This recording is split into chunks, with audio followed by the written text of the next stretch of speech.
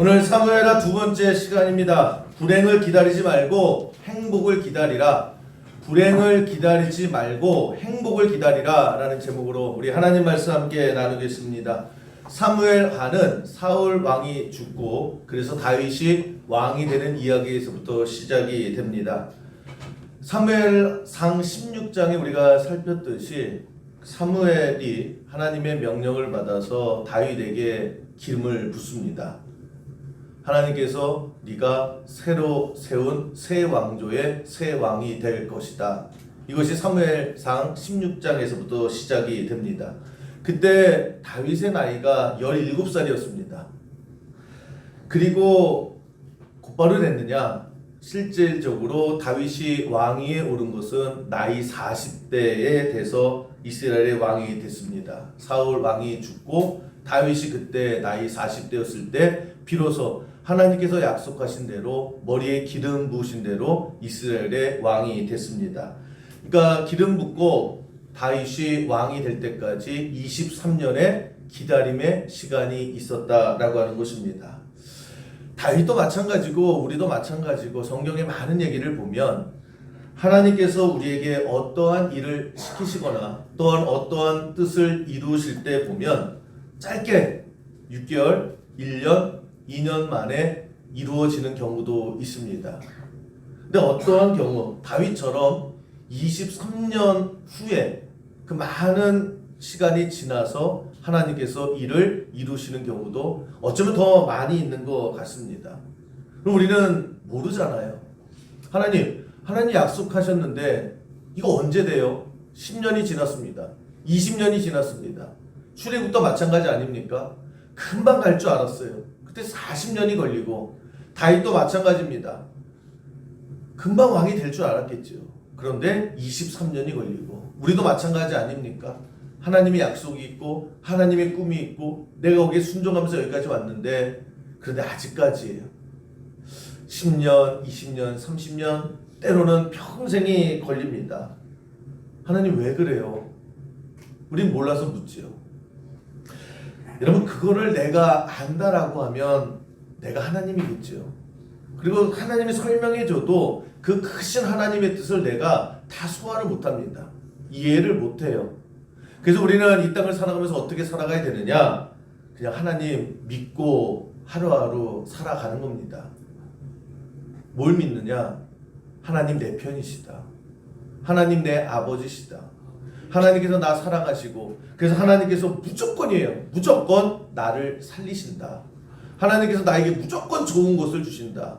끝까지 하나님 나 버리지 아니하신다.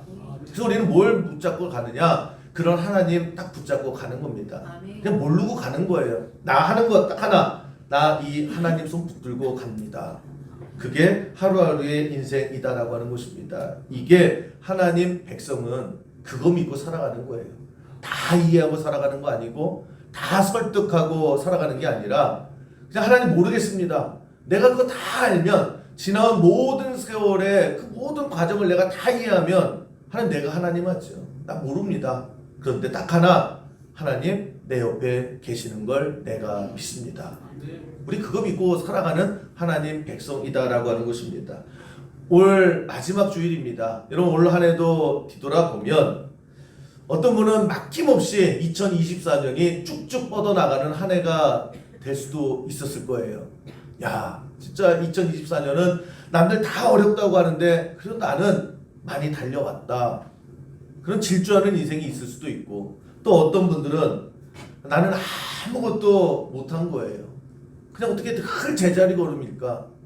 1년 동안에 뭐 한다고 했는데 나아진 것도 없어요. 그냥 매일 그 순간이에요. 그냥 나만 시간이 멈췄던 것 같은 오늘 그런 마음을 가진 분도 있고요. 또 어떤 분들은 안타깝지만 앞으로 가기는커녕요 계속 나는 뒷걸음치는 것 같아요. 그냥 사람들은 앞으로 어떻게든 가고 있는데 나는 계속해서 뒷걸음질치고 나는 계속 뒤처지는 그런 마음이 드시는 분도 있을 거예요. 여러분 중요한 거는 뭐냐? 올 한 해 아니면 인생 전체를 놓고 잘 달리신 분이든 제자리 걸음을 몇 년째 하고 계시는 분이든 아니면 계속해서 뒷걸음치면서 계속 나만 도태된다는 그런 마음이 있는 분이든, 아니면 빨리 가고 있던, 느리게 가고 있던, 그 모든 것들 가운데 우리가 해야 될 게 뭐냐? 여러분, 인생의 속도들은 다 다르실 거예요. 인생의 방향들은 다 다르실 거예요. 그러나 우리가 공통적으로 하나님을 믿고, 하나님을 믿는 우리가 반드시 해야 될 게 뭐냐? 지금 그 자리에서 여러분은 하나님을 믿고 있어야 되는 거예요. 내가 앞으로 가는 사람에도 하나님 믿는 거고요. 내가 제자리를 걷고 있어도 하나님 믿는 거고요. 남들 다 앞으로 갈 때 나 혼자 주저앉아 있을 때도 우리가 해야 될 건 딱 하나예요. 하나님 믿고 살아가는 겁니다. 여러분, 다윗이 왕이 될 때까지 23년이 걸렸거든요. 그러니까 다윗의 입장에서는 23년 동안에 인내하고 기다렸다라고 하는 것입니다. 네, 우리는 결과를 다 알죠. 23년이 만만하지 않았어요. 23년이 힘들었어요. 그런데 23년 후에 하나님의 약속이 다윗에게 이루어지더라는 겁니다. 40살에 왕이 됐어요. 그럼 그 광야의 의미가 뭐냐는 거예요. 왜 하나님께서는 23년이라고 하는 그 과정을 다윗에게 주셨는가? 다시 한번 말하지만 하나님이 하시는 모든 것들의 결론은 좋은 거예요. 유익이 되는 거예요. 오늘 우리 다윗이라고 하는 샘플을 놓고 봤을 때에 23년 동안의 이 광야의 이 기다림의 시간이 다윗에게 어떤 의미였느냐? 그냥 간단하게 설명을 해도 다윗을 전문가로 만드는 시간이 됐더라는 거예요. 무슨 전문가요? 광야 전문가. 그 다윗이 23년 동안에 사울을 피해서 계속 도망 다니지 않습니까? 근데 그 중동은 산이 없어요. 숲이 없어요. 우리 같으면 산속으로 도망가잖아요. 근데 중동 사막 같은 경우는 사막으로 도망가는 겁니다.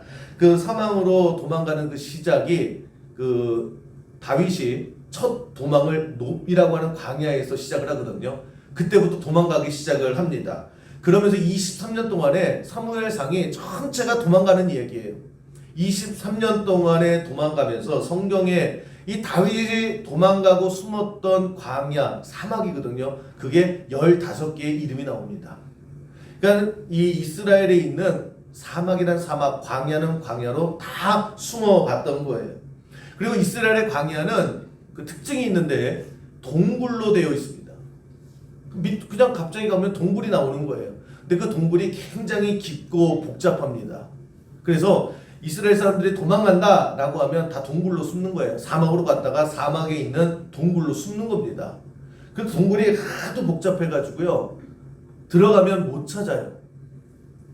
그래서 동굴로 숨는데 문제는 뭐냐면 내가 숨었어요. 근데 나도 길을 못 찾아요.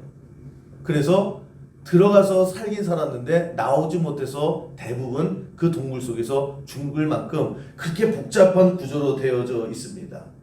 다윗이 23년 동안에 숨을 데가 동굴밖에 없는 거예요. 그래서 광야로 갔다가 동굴로 들어갔다가 그렇게 23년을 해봤더니요, 이스라엘 안에 있는 동굴이란 동굴은 다 들어가 본 거예요.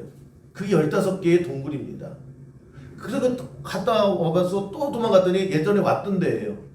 그걸 23년 동안에 반복을 한 겁니다. 근데 중요한 건 뭐냐? 그랬더니 자기도 모르는 사이에 이스라엘 광야나 동굴의 전문가가 돼버린 거예요. 처음에 자기도 길을 잃어버렸겠죠. 야, 이거 무작정 들어가면 안 되겠다. 오른쪽, 왼쪽. 뭐 좀 법칙을 세워놨겠죠. 그러면서 15개 광야의 동굴들을 다 들어가 봤다라고 하는 것입니다. 그때만 해도, 동굴 속에 들어갈 때만 해도 이게 도대체 무슨 일이야? 아니, 내가 왜 이렇게 살아야 돼? 답답했겠죠. 앞이 안 보였겠죠. 그런데 23년이 지난 후에 하나님께서 다윗을 왕으로 세운 다음에 왜 그랬는지를 다윗이 고백하는 게 뭐냐? 야, 이게 하나님의 섭리라는 거 이런 거구나. 다윗이 왕이 된 다음에 수많은 전쟁을 치렀습니다. 중요한 건 다윗이 단 한 번의 패배가 없었어요. 어떻게 그럴 수 있을까? 그 땅이 엄청나게 큰 제국으로 성장을 했습니다. 그게 왜 그랬느냐? 하나님의 도우심도 분명히 있었어요. 그런데 거기에 무엇가 더해졌느냐? 다윗이 광야 전문가다라는 거예요. 싸움을 광야에서 하잖아요. 그런데 다윗은 여기가 내 안방이에요. 동굴이 어떻게 생길지를 훤히 알아요. 그래서 지형지물을 잘 이용해서 이길 수밖에 없는 싸움을 다윗이 하더라는 거예요. 다윗이 처음에는 야 이거 어떻게 싸우면 계속 이길까? 신났어요. 그러다가 나중에 깨달은 게 뭐예요? 아 23년 동안에 내가 여기 다 와봤지. 내가 여기 훤히 알지. 내 집 앞마당에서 싸우는데 이거 못 이겼느냐? 여기에 하나님의 섭리가 있었구나. 이게 시편의 고백이다라는 겁니다. 그리고 우리나라도 마찬가지죠. 임진왜란 때 이순신 장군이 다 이겨버렸잖아요. 특히 이순신 장군의 3대 대첩이라고 하면 한산대첩, 그리고 명랑해전, 노량해전 이 3대 대첩입니다. 크게 이긴 거예요. 나머지 전쟁도 다 전투도 다 이겼는데 가만히 보세요. 한산대첩이 뭡니까? 우리는 배가 적어요. 그래서 어떡하? 학의 날개로 하객진이라고 그러죠. 그 지형에 맞는 하객진 전법을 해서 외구의 그 적들을 다 격파시키죠. 그 명랑해전은 마찬가지 아닙니까? 12척의 배를 가지고 그거 어떻게 133편의 그 외척의 배를 다 이길 수 있었냐? 그 영화 보신 분들은 알 거예요. 율돌목이라고 그러나요? 좁은 물살 센데 거기에 끌어와가지고 다 수장시켜 버리잖아요. 노량해전도 마찬가지입니다. 그 일본군의 테러를 딱 골목에서 막아서 다 부셔버리거든요. 그 하나하나의 공통점이 뭐냐? 이순신 장군이 다른 게 아니라 훤히 남의 바다를 꿰뚫고 있었다라는 거예요. 여기 가서는 요 물살 가지고 여기 가서는 이런 모습을 가지고 싸우면 이기겠구나. 그래서 다 이겼다라고 하는 것입니다. 그래서 이순신 장군의 전략이 100% 맞을 수밖에 없는 거예요. 왜? 내 뻔히 아니까. 여기 물살도 알고 그리고 때가 되면 물이 어떻게 흐름이 바뀌는 걸 다 알고 싸우기 때문에 이겼다라고 하는 것입니다. 이게 다윗도 마찬가지였던 거예요. 다윗도 어디에 뭐가 있는지를 훤히 알고요. 동굴 속에 들어가면 어디에서 어떻게 연결되는지를 23년 동안에 잘 훈련 받았다라는 거예요. 그래서 싸우면 이기는 거예요. 그래서 모든 전쟁에서 백전백승의 그런 모습을 보이더라고 하는 것입니다. 그래서 다윗이 고백하는 게 야 23년의 이 세월이 나에게 허송 세월이 아니었습니다. 본인도 굉장히 답답했잖아요. 내 젊은 나이에 내가 매일 동굴 속에서 언제까지 도망가? 내가 매일 광야를 언제까지 피해가나? 그런데 지나고 나서 봤더니 하나님의 은혜입니다. 하나님의 섭리였습니다. 그 광야에서 23년의 세월이 내 인생의 가장 강력한 무기가 됐습니다. 이런 광야라는 게 그런 거라는 거예요. 지금은 힘들어요. 지금은 이해를 못해요. 근데 지나고 나서 보면 반드시 거기에는 하나님의 계획, 하나님의 섭리, 하나님의 뜻이 있고 우리 살아온 모든 세월이 그 광야 속에 하나님의 뜻이 반드시 있더라는 것입니다. 여러분 저도 지난 세월 목회를 했는데 제가 한 26년, 7년 됐거든요. 재미있기만 했을까요? 그러면 재미없기만 했을까요? 제가 행복하기만 했을까요? 여러분이 대답 안 하는 게 제일 힘들어요. 뒤돌아보면 저도 큰 광야, 작은 광야 누구나 다 마찬가지잖아요. 목회하는 저도 이 목회지가 그 광야가 있었어요. 여러분도 사업하시는 분들, 직장생활 하시는 분도 다 마찬가지 아닙니까? 지나온 세월을 보면 광야가 다 있었잖아요. 근데 중요한 것은 그럴 때마다 여러분도 그렇고 저도 그렇고 잘 통과해서 우리가 여기까지 온 거예요. 여기까지 왔죠. 가끔 어떤 분이 저에게 물어봐요. 목사님 그 목회하면서 제일 힘든 게 뭐세요? 제가 뭐라고요? 여러분의 침묵. 네, 뭐 이렇게 물어보세요. 사람이 제일 힘드세요? 목사님 매 사람 만나니까 사람이 제일 힘드세요? 아니면 경제적인 게 제일 힘드세요? 아니면 설교가 제일 힘드세요? 뭐가 제일 힘드세요? 뭐 때문에 이렇게 목회가 힘들게 느껴지세요? 라고 물어볼 때가 있어요. 근데 제가 뭐라고 대답할까요? 힘들다 그래요? 안 힘들다 그래요? 힘들어요. 어떻게 안 힘들어요? 해보세요. 아니 어떻게 안 힘들어요 여러분. 세상에 안 힘든 게 어디 있어요. 학생들에게 물어보세요. 야 공부하는 게 그게 뭐가 힘들어. 애들 죽겠대요. 여러분 하는 모든 일들은 다 힘든 겁니다. 목회만 힘든 거 아니에요. 다 힘들어요. 그래서 저도 힘든 게 맞아요. 때로는 사람 때문에 힘들어요. 아무리 여러분이 천사 아니죠. 여러분 천사 아니라는 거 전 알아요. 여러분 천사 아니에요. 저도 천사가 아니고 사람이 사람 때문에 힘들 때도 되게 많아요. 때로는 경제적인 것 때문에 저 되게 어려웠죠. 되게 힘들었단 말이에요. 그것만 힘든 게 아니에요. 설교 여전히 힘들어요. 근데 그것만 힘든 게 아니라요. 다 힘들어요. 제가 겨울 되면 주유소에 가가지고요. 통 4개 들고 히터 기름 사오는 것도 힘들고요. 성탄절 때 LPG 가스 떨어졌다고 그랬을 때도 마음이 힘들었고요. 저 엘리베이터에 저 갇혀도 봤어요. 교회 엘리베이터에 제가 갇혀봤어요. 그것도 힘들었고요. 에어컨 고장났다 그러면 벌벌벌 떨어요. 이놈의 에어컨은 16개가 있는데 하여튼 저 다 힘들어요. 다 힘들어요. 그런데 그걸 되게 힘들어 했었어요. 제가 정말 힘들어 했었어요. 티는 못 내고. 그런데 한 26년, 7년 이렇게 넘어보니까 괜찮아지더라고요. 그러니까 제가 지금은 그렇게 호들갑을 안 떨어요.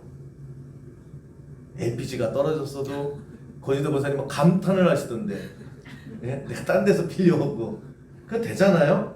그래서 제가 이 다윗을 생각하면서 깨달았던 게 뭐냐, 야 다윗도 23년 동안에 뭣도 모르고 그냥 하루하루 살아간 거예요. 살아가서 뒤돌아봤더니 내가 이 광야를 훤히 꿰뚫고, 그리고 왕이 됐더니 그 전쟁을 어떻게 지기가 힘든 거예요. 왜? 내가 다 하니까. 그래서 다윗은 단 한 번의 패배도 없더라는 거예요. 하나님께서 저도 수영교회 불러주셔서 어느새 26년 7년째를 맞이하고 있는데 보니까 저는 수영교회 전문가로 만드셨더라고요. 나사 하나 끼는 것도 되게 힘들었던 제가 수영교회에서 일어나는 일에 대해서는 제가 전문가가 됐더라는 거예요. 제가 그렇게 힘들어했던 광야가 제가 하나하나가 다 힘든 거예요. 저도 뭣도 모르고 목회를 시작하면서요. 저 하나부터 열까지가 다 쉬운 게 없었어요. 그런데 지나고 나서 봤더니요. 이제는 그런 거 갖고 그렇게 호들 떨지 않아요. 그냥 다 보여요. 그런 거 하나하나. 그래서 수영교회 담임 목사로 다른 건 몰라도요. 수영교회에서 일어나는 모든 일에 대해서는 제가 가장 전문가가 되더라는 거예요. 그래서 하나님께서 맡겨주시는 거예요. 여러분 다윗도 그랬던 것 같아요. 23년 동안에 이 광야, 이게 당시에는 답이 안 나와요. 당시에는 이해를 못해요. 저나 다윗이나 똑같아요. 그런데 지나고 나서 봤더니 그 지나온 모든 것들이 헛고생된 건 하나도 없더라는 거예요. 지난 세월에 무의미했던 것은 단 하나도 없더라고 하는 것입니다. 다윗도 그렇고 저도 그렇고 여기 자리에 있는 모든 성도들도 다 마찬가지라는 거예요. 지난 세월을 놓고 올 한 해도 공친 것 같아. 나는 뭐하고 살았나? 내가 그때 그거 하지 말았어야 되는데, 내가 그때 그거 했어야 되는데, 내가 그때 거기 가지 말았어야 되는데, 되게 안타까워하고 후회하는데 여러분 그럴 필요 없다라는 거예요. 그 광야가 있었기 때문에 오늘 내가 있는 것이고, 오늘의 내가 그 광야 때문에 어떠한 부분에 있어서 전문가가 되고 하나님 앞에 잘 쓰임받는 그런 은혜가 반드시 임하게 될 줄로 믿습니다. 우리 교회에 이제 새로 등록하시는 분들이 이렇게 오시면 우리 교회가 되게 좋으신가 봐요. 여러분 다 새로 오신 분들이잖아요. 그래봤자 몇 년 되셨습니까? 그러면 우리 수영교회에 너무 좋으시죠? 그래서 가끔은 이런 말씀을 하세요. 수영교회 내가 5년만 빨리 왔었으면, 10년만 빨리 왔었으면, 개척할 때 내가 여기 있었으면, 엄한 데 있었다고 막 그런 분들이 많은데 아니에요. 거기서 그렇게 했었기 때문에 수영교회에서 꽃을 피는 거예요. 그게 없었다라고 하면 그게 광야하고 쓸데없는 시간이 절대 아니었다라는 거예요. 그게 있었기 때문에 여러분 내가 이제 열매를 맺는 것이고 거기서도 하나님이 있었고 여기서도 하나님의 인도하심이 있더라는 거예요. 우리 그거 믿고 살아가는 겁니다. 그래서 여러분 살아온 모든 세월이 여러분 지금까지 이뤘던 모든 것들이 우리 몰라요. 당연히 모르는 겁니다. 그런데 하나님은 아신다는 거. 그 하나님이 나를 끝까지 함께 하신다는 거. 그래서 오늘도 또 2024년이라고 하는 광야를 지금도 지나고 계실 거예요. 그런데 두려워하지 말고 걱정하지 말고 절대 후회하지 말고 또 낙심하지 말고 기대하면서 하나님 앞에 나아가는 우리 모든 성도 되기를 주님의 이름으로 간절히 축원합니다. 이런 광야를 거쳐봐요. 멘탈도 좋아지고요. 또 가장 중요한 거 사람이 넓어져요. 온실 속에 아무 일도 없는 거 아니라 이런 거 저런 거 다 겪어봐야 호들갑 떨지 않는 인생이 되는 거예요. 좀 넓어집니다. 마음도 넓어지고요. 생각도 넓어지고 시야도 넓어지는 거예요. 그 사무엘상 30장에 보면 이제 다윗이 아직 왕 되기 전에 이 다윗의 군대가 600명 정도 있었습니다. 근데 블레셋과 싸워야 되는데 이 600명이 다 나가도 부족한 판에 200명이요. 이 핑계 저 핑계 대고 전쟁에 안 나가려고 그래요. 그래서 600명의 군사 중에서 400명만 데리고 전쟁에 나갑니다. 근데 그때도 하나님께서 도와주셔서 그 블레셋과의 전쟁을 이겨내요. 전쟁을 이기면 전리품이 있지 않습니까? 다 빼앗아 오잖아요. 그래서 전리품을 다 챙기고 오는데 이 400명의 전쟁에 참여했던 군사들이 뭐라고 얘기하냐면 우리 이거 목숨 걸고 싸워서 이긴 거다. 그래서 저거 안 나온 것들 저거 200명 저거는 제껴버리자 그래요. 아니 저거는 전쟁에 나가서 싸운 우리 목이지 지 핑계 저 핑계 대고 저거 방구석에 있는 저것들 절대 주지 말자. 저건 제껴야 된다. 그럼 어떻게 보면 인간적으로 그 말이 맞아요. 그렇지 않습니까? 누구는 목숨 걸고 싸웠는데 그럼 목숨 걸고 싸운 값을 받는 거고 누구는 어떠한 이유든지 핑계든지 간에 안 했으면 아무것도 없는 게 맞아요. 그게 인간적인 계산이 맞는데 다윗이 그때 뭐라고 얘기하느냐? 아니다 그래요. 아니다. 다 같이 나누자. 제끼지 말자. 그러면서 했던 말이 우리 아니냐. 우리 공동체 아니냐. 그래서 지금은 네가 나가서 싸우지만 다음 전쟁에서 네가 못 나갈 수 있는 거고 계속해서 우리끼리 니네끼리 이게 무슨 공동체냐. 우리가 하나님의 이름으로 모인 하나의 군사다. 우리다. 라고 강력하게 주장을 합니다. 중요한 것은 그때부터 이게 이스라엘 공동체의 룰이 돼요.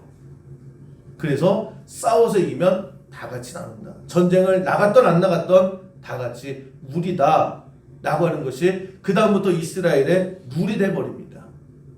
그런데 이게 왜 중요하냐? 다윗의 이스라엘이 제국이 되거든요. 어마어마하게 커져요. 왜 그렇게 됐느냐? 처음부터 지도자 다윗이 그만큼 커진 거예요. 그 과정 어려움 속에서 하나씩 다윗이 굉장히 넓어지고요. 다윗을 따르는 사람들도 같이 넓어지더라는 거예요. 그게 공동체였고 그만한 그릇에 하나님께서 그런 은혜를 채워주시더라는 거예요. 여러분 우리 그릇 더 커져야 됩니다. 하나님 백성이 작은 그릇 갖고 좁게 살면 안 돼요. 여러분 은혜를 받고 우리가 사랑을 체험하고 하나님께서 나를 구원하신 역사를 우리 고백하는 사람이다라고 하면 여러분 신앙생활 하면서 더 마음과 시선이 넓어져야 돼요. 커져야 됩니다. 여러분 수영교회에서 신앙생활은 여러분들이 정말 그 마음이 커지는 여러분들의 지경이 좀 넓어지는 은혜가 있기를 주님의 이름으로 간절히 축원합니다. 고생해놓고서요 두 가지예요. 내가 고생했으니까 내 거야 그렇게 점점 좁아져요. 그 은혜 체험한 사람들이 아니에요. 은혜 체험하고 예수 그리스도의 이름으로 모인 사람들이라고 하면 그 고생한 것들을 통해서요 나눌 줄 알아야 되고 섬길 줄 알아야 되고 더 커져야 돼요. 그게 은혜의 효과다라고 하는 것입니다. 제일 보기 싫은 게 뭐예요? 예수 이름으로 모인 사람들이 우리끼리 그러는 거예요. 우리끼리. 그러니까 세상 밖에서 교회를 보면 지네들끼리 그러잖아요. 예수님 지네들끼리 형제님 자매님 한다고. 점점 좁아지는 것이 아니라 여러분 우리가 전쟁터에 나갔어요. 내가 나가서 목숨 걸고 싸워서 이겼어요. 그랬을 때에 내가 전리품을 가지고 왔습니다. 이거 내 거야. 손대지 마. 너도 갖고 싶으면 너도 목숨 걸고 싸워. 전쟁 나오는데 우리끼리 나누자. 이 모습이 아니라 그 정도의 인생으로 살지 마시고요. 우리 수영교회가 점점 여러분들이 넓어져서요. 너들로 와. 같이 쓰자, 같이 나누자. 그런 마음으로 계속 성장하는 우리 교회가 되고 이 교회를 이루는 우리 수영교회 모든 성도 되기를 주님의 이름으로 간절히 축원합니다. 이게 깨지지 않으면요. 매일마다 간장종지만한 우리 수영교회에서 신앙생활하는 모든 분들이요. 정말 간절히 바라는 게 뭐냐면 골목대장 노릇하려고 하지 마세요. 한 나라를 아우를 수 있는 그런 지도자까지 성장하는 여러분 되기를 간절히 축원합니다. 그거 깰 수 있어야 돼요. 그게 은혜 받은 자의 모습이라는 거예요. 우리 교회만, 우리끼리만 그냥 너 저리 가, 우리 아니니까 저리 가. 그게 무슨 은혜의 공동체예요.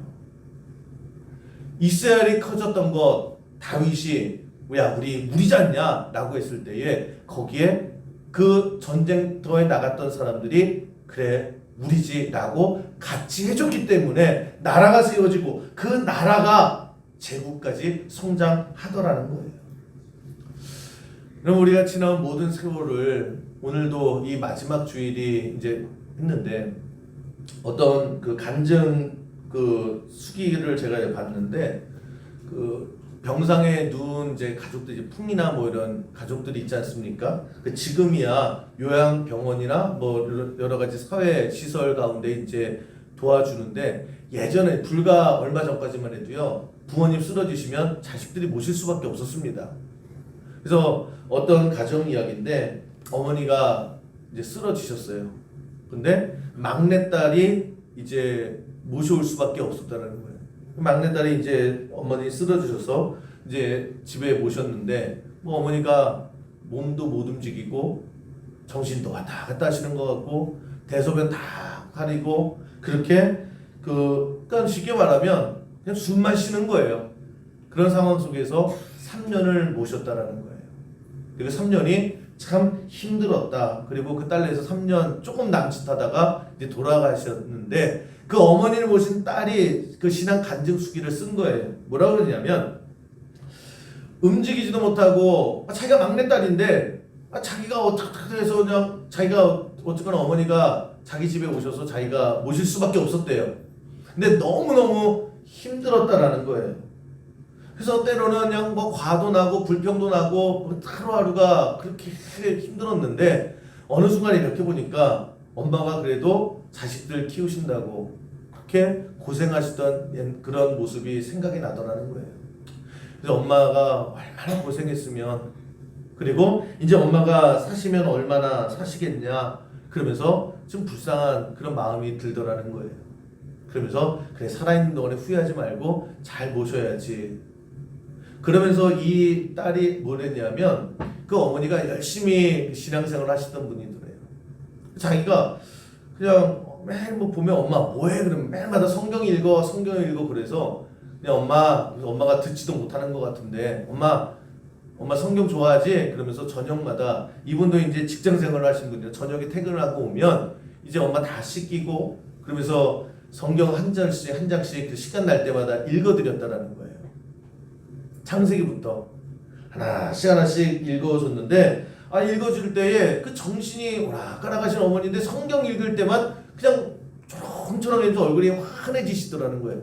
그러니까 다른 입장에서는 엄마 좋아? 엄마 좋지? 성경 읽으면 참 좋아하네? 그러면서 매일매일 성경을 읽어드렸다라는 거예요. 근데 이 딸도 교회를 다녔는데 시집 오고 이제 살아가는 게 힘드니까 이제 교회를 10수년 동안 안 다닌 거예요. 그러다가 이제 성경을 하나씩 읽어주는데 창세기부터 그냥 꾸벅꾸벅 하면서 졸면서 1년 반을 계속 읽어드렸답니다. 창세기부터 이제 요한복음을 딱 읽는데 1년 6개월 동안. 근데 어느 날 갑자기 요한복음을 읽을 때 가슴이 확 뜨거워지더라는 거예요. 막 눈물이 나면서 이 눈물이 어떻게 걷잡을 수 없이 막 뜨거워오면서 다시 신앙이 막 불같이 일어나더라는 겁니다. 내가 예수 믿고 살았습니다. 내가 하나님 등지고 살았습니다. 성경 읽다가 뜨거워졌대요. 그래서 나 다시 교회 가야 되게요. 그래서 그 다음 주부터 다시 남편 데리고 교회 가기 시작을 했다라는 거예요.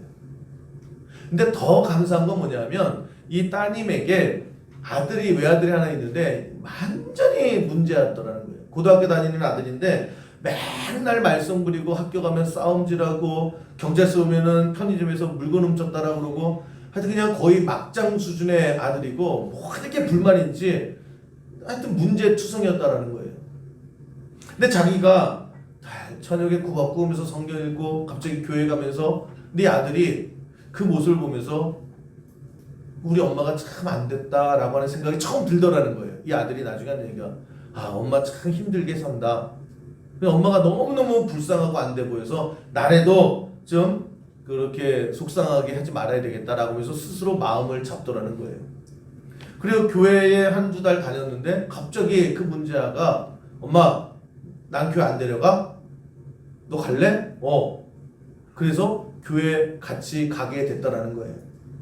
그래서 3년 좀 안 돼서 이 어머니가 이제 하나님 부름을 받아서 이제 천국에 갔다 뭐 이런 얘기인데, 여러분 우리가 여기서 생각해야 될 게 뭐냐면 몸도 못 가눌러요. 정신도 온전하지 않은 그 어머니 3년 동안에요 한 거라고는 딸내 집에 얹혀서 가만히 누워만 계신 거예요.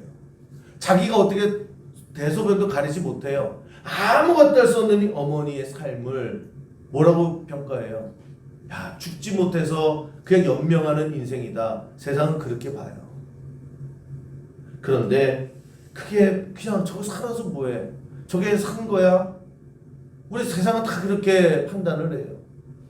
근데 진짜 그러냐고요. 어머니가 3년 동안 딸네 집에 누워있던 것이 정말 무의미한 삶이었을까? 정말 집만 되는 인생이었을까? 아니라는 거예요. 이 딸이 뭐라고 고백하냐면 어머니는 어머니의 사명을 다 이루시고 하나님 부르심을 받았습니다. 이 어머니의 사명이 뭐라는 거예요? 다시 딸을 믿음으로 돌아오게 하고 그 가정, 딸의 가정을 다시 믿음으로 회복시키고 딸과 사위와 그 아들 다 누구 때문에요? 아무것도 할 수 없는 그냥 누워만 있었던 그 3년 동안의 어머니, 그 어머니의 사명이 지나고 나서 봤더니 이 어머니 때문에 내가 성경을 읽었고 성경 읽는 과정 중에 내가 변화됐고 그 변화되는 과정 중에 우리 가족이 변화돼서 이제 예수 믿는 그런 믿음의 회복이 있었다. 여러분 그 어머니의 삶이 무의미했냐고요? 그 어머니의 삶이 아무것도 아니냐고요? 아니라는 거예요. 가만히만 누워 있었어도요 그 어머니는 하나님의 사명을 감당하는 그런 값진 인생이었다라고 하는 것입니다. 하물며 우리는요, 우리가 왜 무의미한 삶을 살았어요? 우리가 왜 허송세월을 살았냐고요? 아니라는 거예요. 다윗 보세요. 10대, 20대, 30대 광야에서요 정신없이 쫓기면서 살았습니다. 근데 우리는 알잖아요. 그 당시에는 다윗도 참 내 인생이 뭐 이러냐라고 했지만 가장 값진 열매를 맺는 시간이었다라고 하는 것입니다. 몰라요. 지나고 나서 보면 우리는 깨닫는 거예요. 여러분 2024년도 마찬가지다라고 하는 것입니다. 너무 초조해하지 마시고요.